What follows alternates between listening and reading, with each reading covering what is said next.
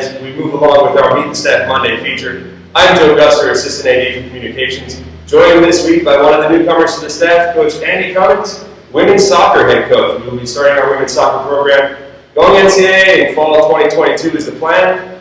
Coach, thanks for joining us. Glad to be here. Yeah, so tell us about the first few months so far since you joined back in July.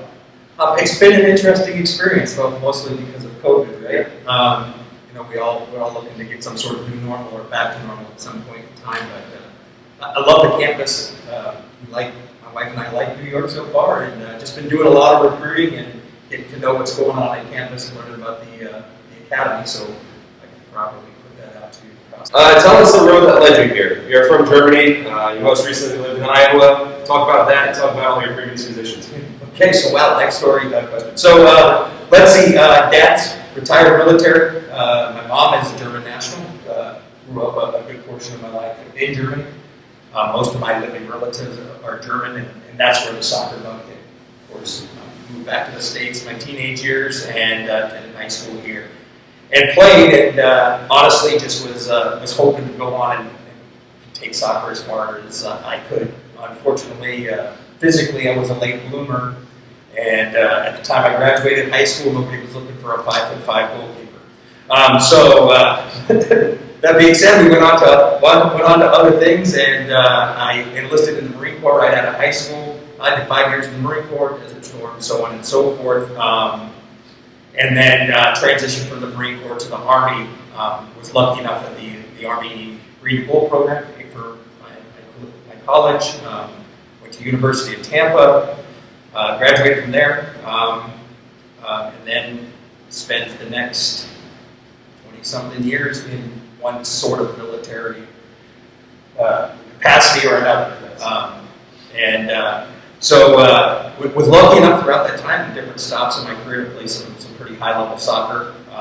Played in an international league in Korea while I was stationed there. Was fantastic. I was at the University of Tampa. At the time, they had a fantastic, probably it's still going on, but they had a fantastic international soccer league. It was super competitive there.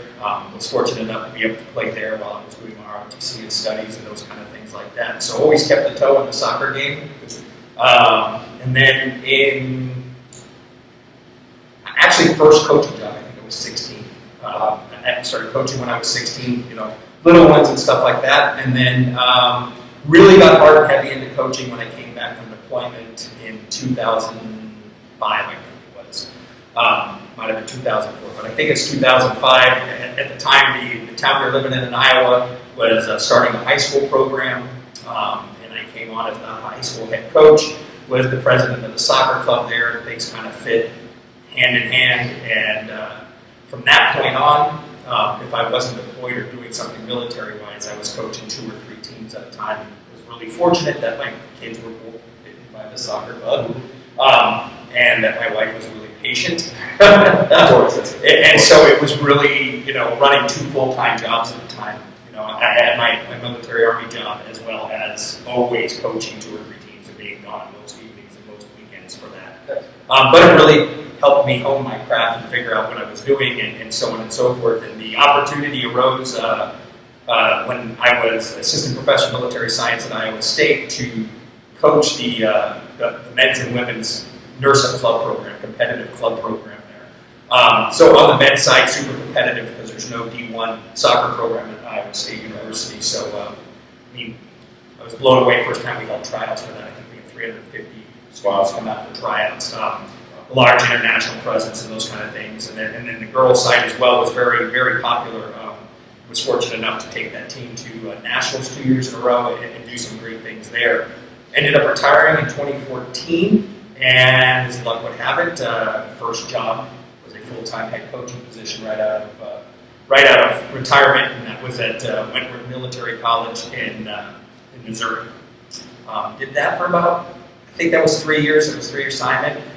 School was going through some heavy financial problems and ended up closing down the year after I left, and I moved from there and was really lucky to be able to go back to Iowa, very close to where we had lived for a while, and take over a soccer club, which was Altoona Soccer Club, and also by the time I left, we became a national affiliate of Global Premier Soccer. So it's GPSI. And that was a great job. Really loved that job. And would not have left for probably any opportunity but something like this. Yeah. And what brought you here? Honestly, I did not know anything about the United States Merchant Marine Academy. So my daughter applied to all the academies, and she got a congressional nomination to USMMA, and we were like, what is that? We looked it up. She didn't consider it because at the time they did not have women's soccer. And she's at the United States Coast Guard Academy right now. And so when this job came open, she called me and she's like, hey, you know they're starting a program down there. And I said, no, I didn't. So I kind of looked it up and I found the job announcement and kind of kicked it around. She came home, it was right around the holiday time. She came home around Christmas and, under her Christmas leave and just bugged me every single day. Did you apply it? Did you apply it? Did you apply it? And I'm like, I'm not sure. Well, so I finally applied and one thing led to another. I was just really impressed when I came out for the interview. I liked the school. More importantly, I like the staff. I think it's very telling, and I've been assistant coach in a couple of college places, and it tends to be a very fluid environment. I think coaches are, especially in smaller schools, 4 or 5 years. They move on. Everybody here has been here 9, 10, 12 more years. And I thought this must be a good place to work. And so I really like that. I really believe that there's an investment in the athletics here. It's one of the pillars of the program. Got some nice things going on with the infrastructure here. But the biggest seller with me was most of my friends that have ever got a head coaching job that has been in a new program. You get a job in April and you have to have 18 warm bodies by August, right? And here you're like, you have 2 years to recruit and build a program, and I was sold. That's good. And how's it been, talking about that, first couple of months in regards to setting the groundwork, making contacts, recruiting, how's that going for you? It's a different environment here. I took things slowly because I really wanted to know what I was speaking of before I started getting hard and heavy into talking about it. I mean, I came from a club where I was also the director of senior girls, and so there was obviously from the club I came from 4 or 5 girls that I knew right off the bat. If I had the opportunity, I would bring them here with me. And so I was speaking to them almost right away after I accepted the position. But I really engrossed myself in learning about it. Ordered a couple of books from Amazon, read about the academy, so I knew what it was talking about, and I'm fortunate enough that Alexa has been here all the time. Kyle, he helped me out with my first on-campus tour, and so it's been fantastic in that regard, and really learned a lot that way. So yeah, I think your recruiting pool is a little smaller here, in that, because academics is such a bear, and that it's so competitive to get in. But from what I've seen of the students on campus, I think that it's probably harder in the beginning, but so much more rewarding on the back end. You don't deal with a lot of issues that I probably got with other students. Right. Patience. Yeah. And so it's nice, and I'm enjoying it. It's been heating up here lately. A lot more Zoom calls and a lot more talks as I kind of make connections and people lead me in the right direction. So great. And who would you say was one of your big influences on your life in the coaching sense? Is there any one person, maybe a couple people along the way that you'd like to give a shout out to or thank you to? Honestly, when I started coaching, the biggest influence of my coaching career was John Wooden. Because frankly, I was kind of learning as I went, and when I started going full time, and so I just ordered books and read. And I base still to this day a lot of what I do on his theory and his pyramid and how he did things and the being prepared. And it's funny because I was doing a lot of the things because this is what he said you should do, or this is a John Wooden way of coaching. That when I started taking coaching courses and going through my soccer licensing, and they were teaching me, well, I already do that because I learned that from reading John Wooden's book. So, number one on the way I conduct business, or who I'd like to emulate the most, would probably be John Wooden's. Great person. Not even a soccer coach. No, yeah, coach, but there's great coaches everywhere. Yeah. And then along the way. Yeah. And then another person I'd like to give a shout out to is Dr. David Carr. Dr. David Carr runs the master's in soccer coaching program at Ohio University.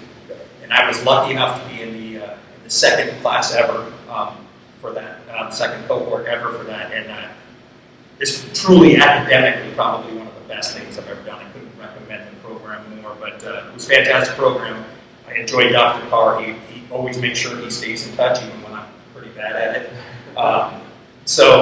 Yeah, he stays in touch quite a bit, and it's just, I learned a lot from that program and the people that he brought in to instruct the classes, and I lean on that. You know, it's been 5 years now, and I still lean on the things that I learned there quite a bit on a day-to-day basis. Good.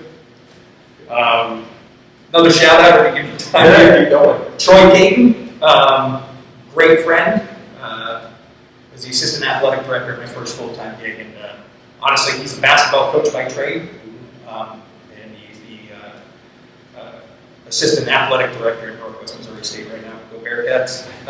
And he, I have bent his ear on more than one occasion, and he taught me the ins and outs of being a professional college coach, which was invaluable.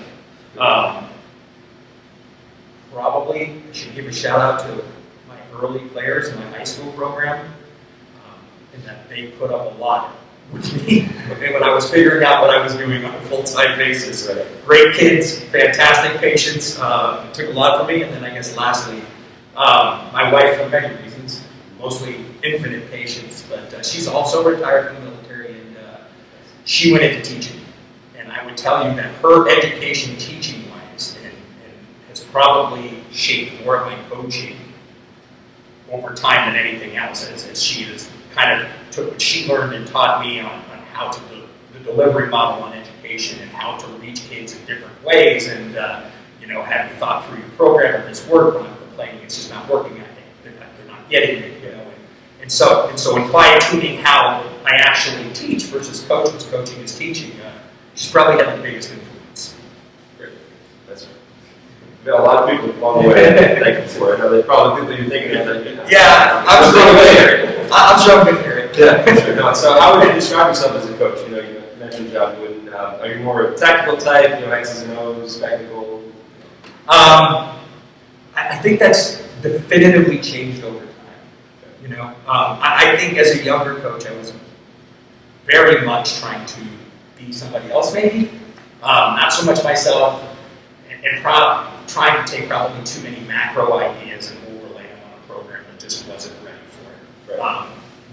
And very much directorial, military style coach. Very much call it the blame thrower, right? Just very much like this all the time, yelling a lot, very, very loud. I suppose my players would still say I'm loud. That's just my voice. And then I think over time, hopefully I've learned to sit back a little more, evaluate a little more, and then I think I've evolved mostly into, I would call myself a relationships-based coach. I would say that we develop the program, we develop the culture, we develop the relationships, and everything else is secondary to that. So in terms of technical aspects and the X's and O's and those kind of things like that, that comes, but I wouldn't say that I have one certain style of playing, because it's really dependent on who you have on your team at that point. Right. And how are you on the field? I know you said you were loud at the beginning, or you become more quiet, observant. But if I say something, it's going to be loud. Yes. That's just who I am. Right. Coach is obviously chirping at the referee a lot. I try not to. I will tell you that I've had my minutes and chirping everybody and chirping at the referees, but I really try not to. I try to set that example. To be honest, it's a whole different aspect of the college game for soccer, right? I will tell you, when I first became a head coach, we just consistently, the referees were being pulled away because we were getting the wrong calls, and I really figured out it's because I didn't yell at the referees, and the other teams had assistant coaches, and that's all they did. For minute one, they got on the referees, and if they got kicked out, then fine, so be it. But that was a tactic, and you kind of had to do that. I enjoyed not doing that when I went back to club, but we will see how it is here on the East Coast versus the Midwest and coaching styles. But no, I don't like to chirp at the referees, and I have been in the past to coach the joysticks, right? Since there, you go here, you go here. Hopefully, as I mature and get better at this, that I do that less and less. Because I certainly, as a player, didn't enjoy that. And I'm sure that the players don't enjoy hearing me yell all the time. Yeah. So earlier you mentioned working at Wentworth Military Academy. You also served as an executive officer at Iowa State. You're familiar with the military regiment type school environment. So talk about this setting and how comfortable it is for you, and how, based on your prior experiences. I mean, for me personally, a setting like this is it's got the best of both worlds, right? In a lot of ways, I get to do passion, which is coaching and soccer, period. But I also love to teach. I love to instruct. I mean, part of the jobs of a military officer and a leader is to train that next generation, train new leaders and stuff like that. So it's very fortunate to have a position at Iowa State, assistant professor of military science, because that's what we did on a full-time basis. And being able to carry some of that over to here and be in a military environment, it's great. I don't know that I could like it any more than I do at this point in time. It's a good fit for you. Yeah, it's really a nice fit, and again, I enjoy the school, and love my job. I mean, my job as assistant professor of military science is one of the best jobs I ever had. So that's great. And I saw that you actually served as interim commandant at Wentworth for a while. I did see that. How was that experience? One of the most trying experiences of my entire life. No, I mean, it's I worked for a great boss there, and it's just, that was a trying school. There was an interesting school. Was there since 1880. At a time, 1880, so probably right about Vietnam War time, in a southern kind of mindset, going to a military academy was considered an upscale kind of thing to do. Of course, times change and those kind of things. School had a hard time adapting to that. There was also a high school that was attached to college. College-wise, fantastic. A lot like here. It was only a 2-year school, but most of the students were on ROTC scholarship. The other ones were varsity athletes who were recruiting for that. But the high school tended to be that prototypical, you're in trouble, we're sending you to military school. So a lot of issues on that end. Was a tough job. It was a trying job, but Yeah, we had some interim commandant, Captain Fellows, the commandant here for a while. Now we have Drew McCarthy, you're kind of part of the men's side. And I would tell you, commandant there is a whole different connotation and job than commandant here. And you mentioned it earlier, talking about your military career, Army, Marine Corps first, then Army. So I did 5 years enlisted in the Army, came over and enlisted in or 5 years enlisted in the Marine Corps. Took a little bit of a break, not much, went enlisted in the Army, spent some time in Korea. That's where I met my wife, who's not Korean, but she's also a soldier. Right. And then was very, very, very fortunate to get an Army ROTC Green Gold Scholarship, sent me to the University of Tampa, and set me on my officer commissioning career. Infantry officer by trade. I've deployed a couple of times, and miss my soldiers on a daily basis. That company command was the best job I ever had. Company command and deployment was by far probably most pivotal moment or time in my life in terms of it was heavy responsibility, but I don't think I could have loved it anymore either. Great. And yeah, tell us about your family. Born into a military family, you mentioned you yourself served, your children are serving or about to serve, your wife as well. Tell us about them, parents, close family. Yeah, so it turns out it's a family business. Serving is, I don't think anybody ever intended it to be. I mean, my dad's pretty vocal. My dad is retired, retired Marine Corps Sergeant Major, and he's pretty vocal about the fact that he never intended for me to serve. But that's what happens, I tend to follow what we know, I guess. Yep. So my brother ended up serving as well, and I met my wife in the military. She's retired military intelligence officer from the Army, and I think we never intended for our kids to go in. It was never really a conversation about doing that and going in that direction, but my son ended up getting an ROTC scholarship and followed me to Wentworth. He's serving on active duty now. He's at Fort Douglas, Texas. And my daughter did a year at the University of South Carolina at Aiken, played down there for a year, and then decided she wanted to go that route and applied to the academies and started over and chose the Coast Guard Academy, and that's where she's at now. So, from one way or another, the Cummins all end up tracking that direction. I'm not sure what that's about, but that's what we do. Exactly. It's definitely very active. So obviously soccer's your thing. Obviously around the world it's the most popular sport. I take it from our conversations that you're a fan of European soccer as well. So really, that's where most of the world plays soccer is. What teams do you support? What team or one team specifically? And tell us something that you can't stand. I really have two teams that I'm very passionate over. Number one would be Bayern Munich. That's the area that my mom's from, and her side of that family, and my father, for that matter, are huge Bayern fans and have been my entire life. That would be the number one team I follow. Of course, much easier in today's environment in the United States with TV and stuff than it has been most of my life growing up, where you just get soccer on TV. Now you can find all of the European leagues on TV if you look hard enough. It's fantastic. That would be my number one, and then I follow Manchester United, probably like a 1A in the English Premier League. And everybody always asks me to run into. I have a lot of English friends, of course, because of coaching. It's like, why did you chose somebody that was a winner? Honestly, yes. But at the time, they're the only ones that were on TV in the States, right? You catch them at like 2 o'clock in the morning on Wild World of Sports or something. So that's who you follow. That was the players you knew. Right. So those are my big two. In terms of professional teams, probably the team I'm most invested in following, doing the extra reading and those kind of things, the United States Women's National Team. Have been for years, big fan of what they do in the hurdles and the struggles that they continually overcome in the environment. So, teams I hate, I have more of those.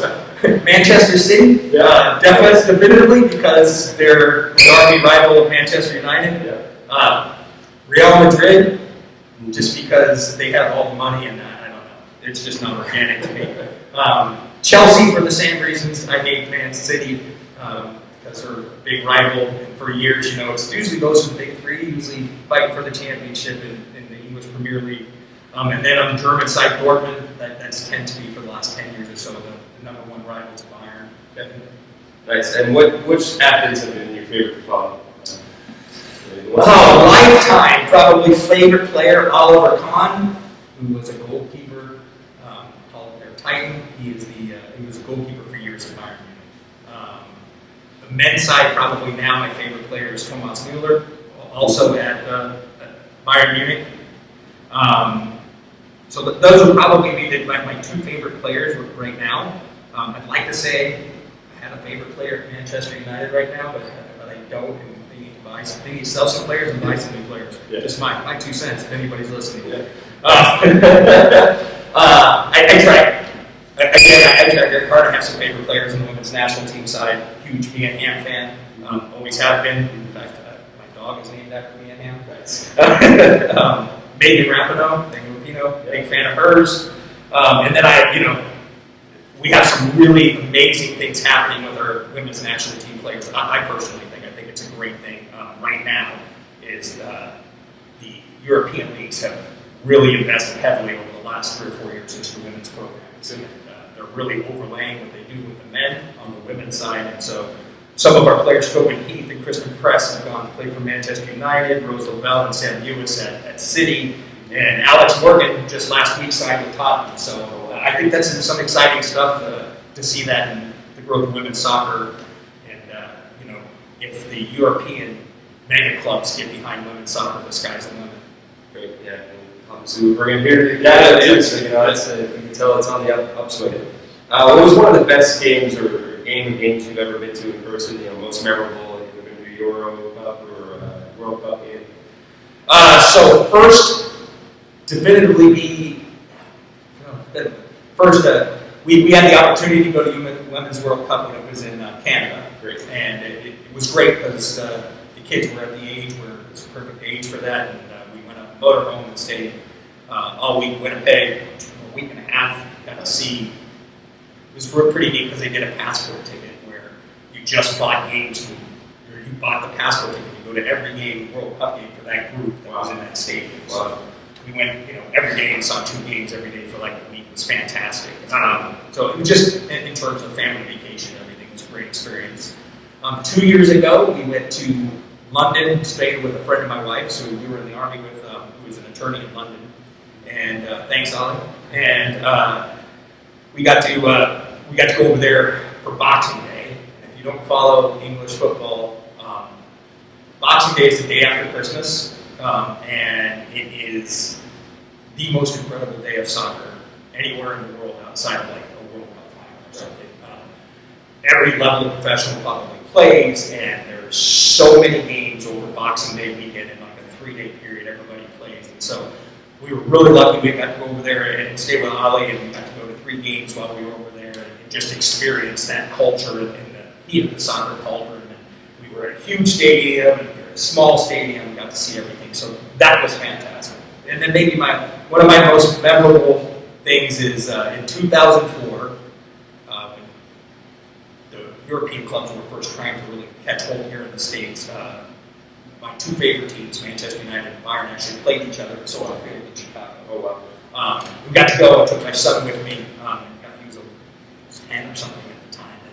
And, it was just a really, really great experience. And because it was a new thing, they had a huge fan zone, and Adidas was just giving away tons of gear. So, I mean, I have pictures of my son. He's got like 2 jerseys on, and shorts on, a big flag flying out behind him, and it was really awesome. So Who were you pulling for that day? I just did enjoyed the experience. Yeah, But if I got to root for one over the other, I'm going to root for Bayern. Yeah.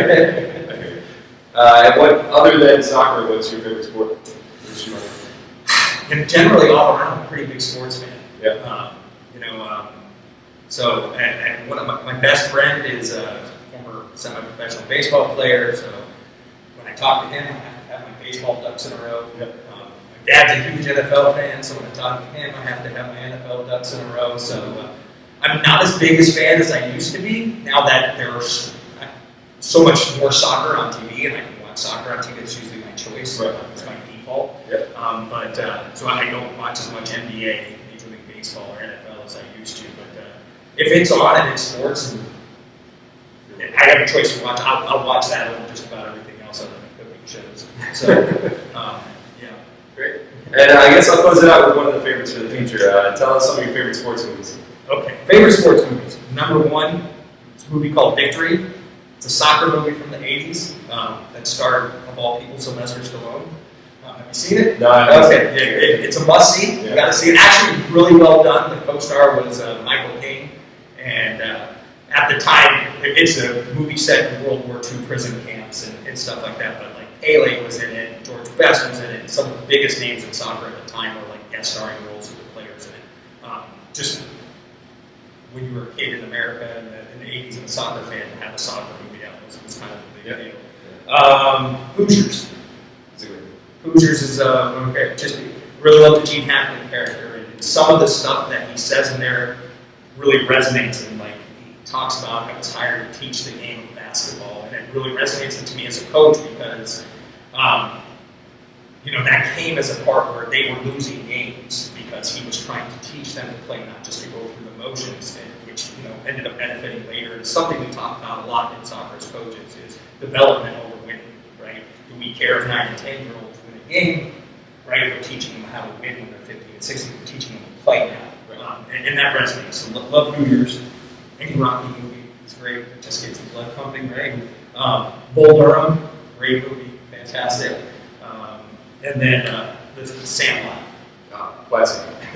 Sweet For my generation. Yeah, we quote that movie all the time, right? You're killing me, Smalls. Yeah. That's a great movie. That's probably my top 5 movies. So. Yeah, that's awesome. All right. Well, Mariner fans, now that you know more about head women's soccer coach Andy Commins, thanks for calling. Thanks for coming. Thanks for having me. That's great.